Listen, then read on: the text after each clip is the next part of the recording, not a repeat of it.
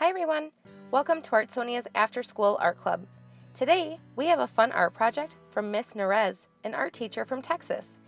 Hope you enjoy the video, and don't forget to have your artwork uploaded to your Artsonia gallery.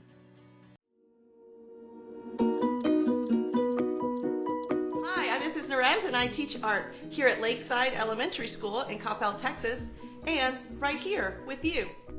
In this video, I will show you how to make your very own flamingo painting. For this project, you will either need a piece of paper, like I have here, or a canvas, like the one my son made this summer. I will be using a piece of paper. It's called mixed media paper. It's thick enough to hold up some heavy paint, and I also have a piece of sketch paper underneath just to keep it a little more neat. The other supplies that you will need are paints. I'm using acrylic paints today, and brushes, pencils for drawing, erasing, water for washing, and some sort of palette. First thing I'm going to do to get started today is draw two lines. One line will be the horizon line where the sky meets the ocean. My next line, I'll make a curvy line where the water lands on the beach. Okay, so to begin, I will use my larger brush. I'm going to grab a little blue and load my brush with a little white as well, and just start painting the sky back and forth. The white and blue will mix together as you're painting for a beautiful effect that looks a lot like the real sky.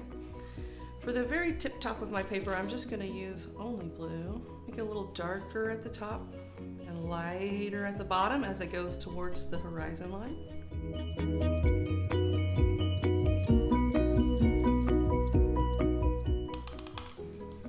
Off a bit and move on to the water.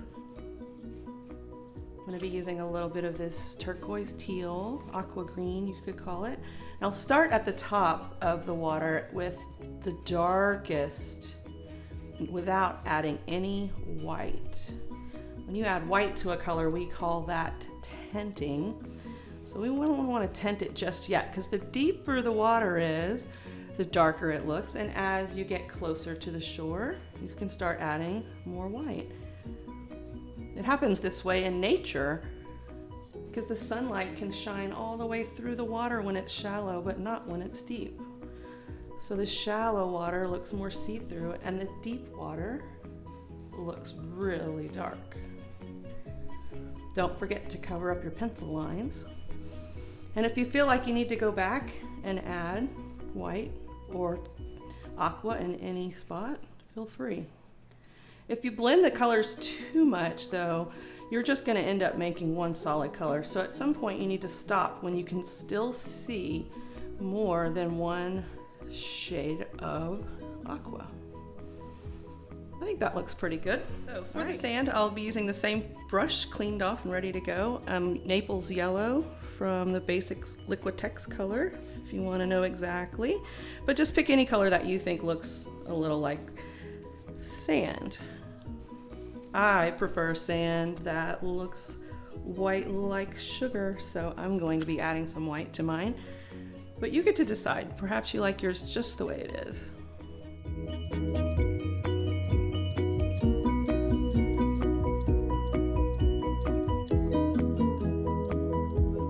Background is dry. All right, so to touch up that little sea foam on the shore here, we'll just add a little white.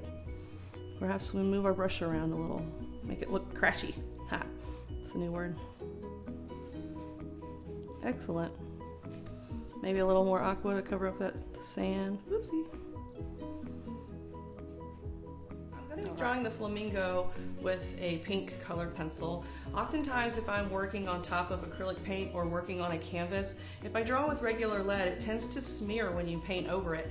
But if you use a color pencil, it doesn't seem to do that. So you could freehand an oval right in the middle of the water, or you can do what I sometimes do with my younger artists, is I will cut out a tracer for them.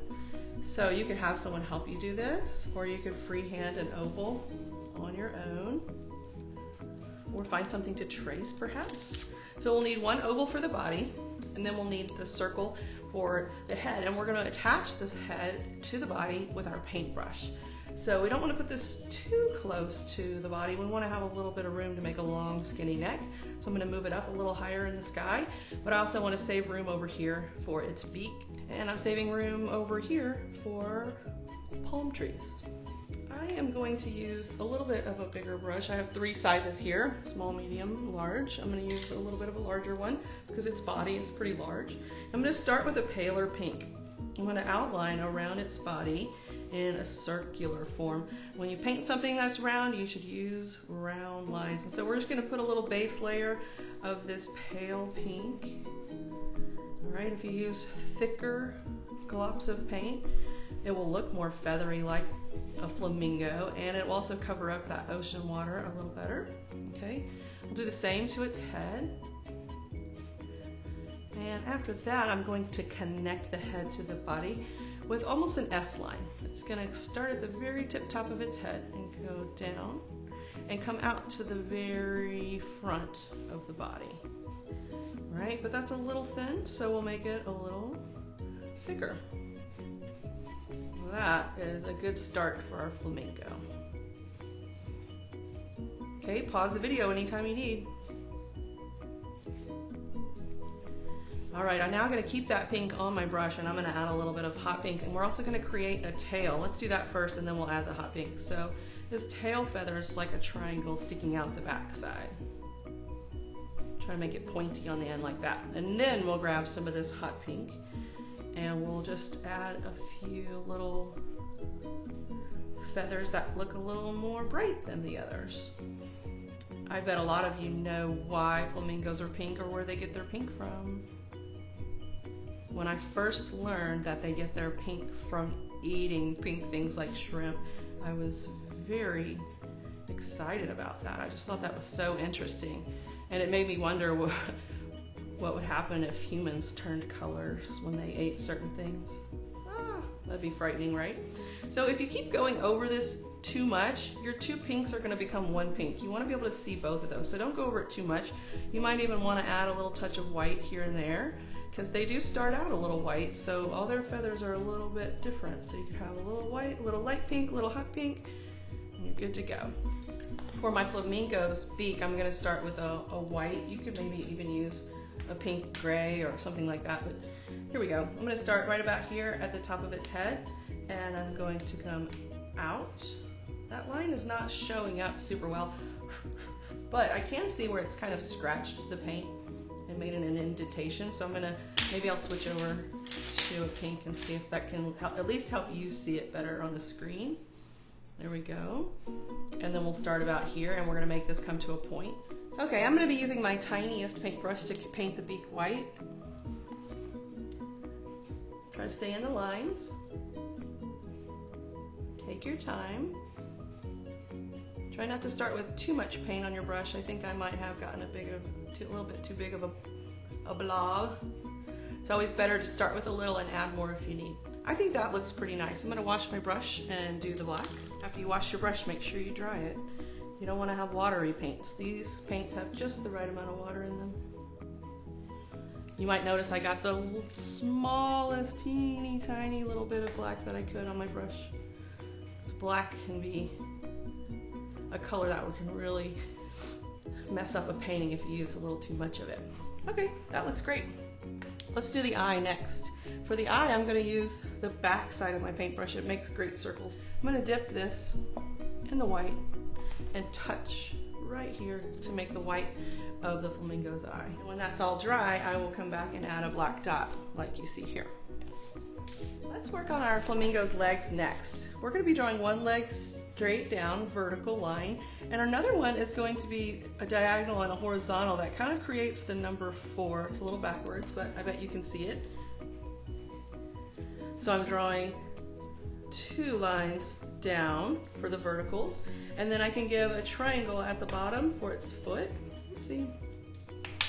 I'm going to try this pink one. How about that? And a little zigzag line connecting. All right. Next, we'll start at that same place, but we're going to go out with a diagonal, give it 2 of them, and then we'll go back across with 2 horizontals, and it looks like he's standing on one leg. And then, of course, we'll add the triangle at the bottom for the foot. And then we'll add paint to that. I'm going to start with a very small amount of orange on my smallest brush. And I'm going to fill in those lines.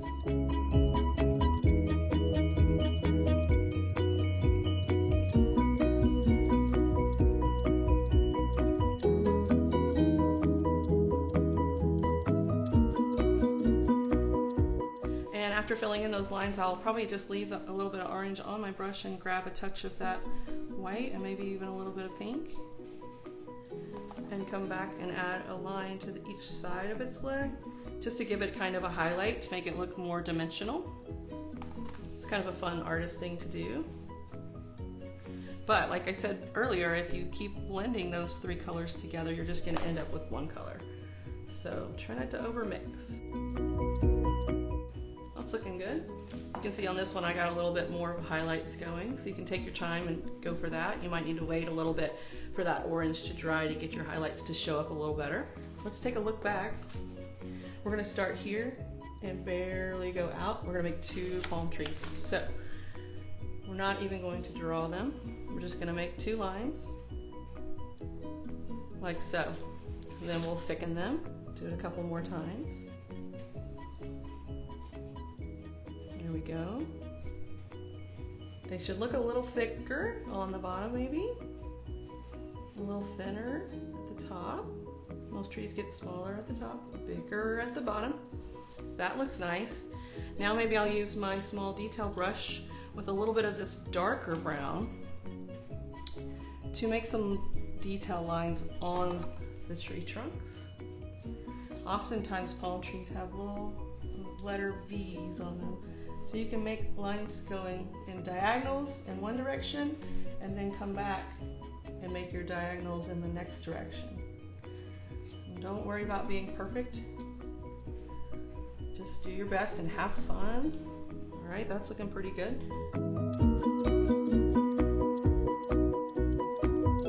When I draw palm trees, I typically put 3 little coconuts at the top.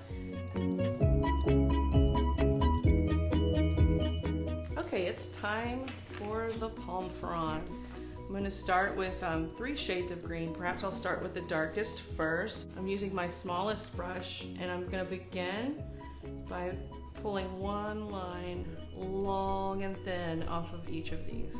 Palm trees kind of lay down with a curve, and we want them to be pretty long. And I also like to add a few more to each branch, so maybe one going this way and this way. Maybe one going back the other way. It's looking nice. All right, then this is kind of like the branch for each palm frond. Next we will put what's like the leaves of each branch. But we're basically doing a similar version of what we put on the trunks. You're adding almost a letter V onto each of those branches that we made. And if you'll do that with all 3 of the greens that I have here, or any of the greens that you have, at least 2 different ones I think will look really nice. And if you don't have 2 different greens, you can always add white to one, or add a touch of black to darken one up. Okay, this takes a little bit of time, but all great artists know that great art takes lots of effort. So take your time. If you need to take a break, come back later. That's okay too. Okay, so it looks as though I've gotten a lot of dark green going. I'll just keep going until I get the lighter green and the lightest green mixed in as well. And I think I'll even add a little bit of lightish brown to my coconuts to give them a little bit of a highlight.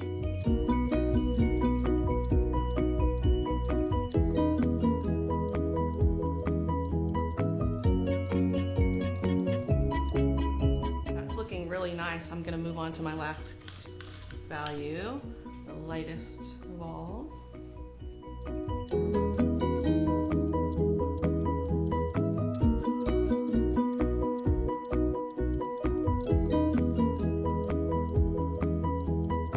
That is just looking great. We have a couple of things we need to do to finish this project. Remember I said we would use a little bit of a smaller brush to get a black dot on our eye, so I'm going to use the back end of this paintbrush and touch the black just a tiny bit and touch the eye just a tiny bit, and now we have a bit of a pupil. And the last thing every artist should do, sign it.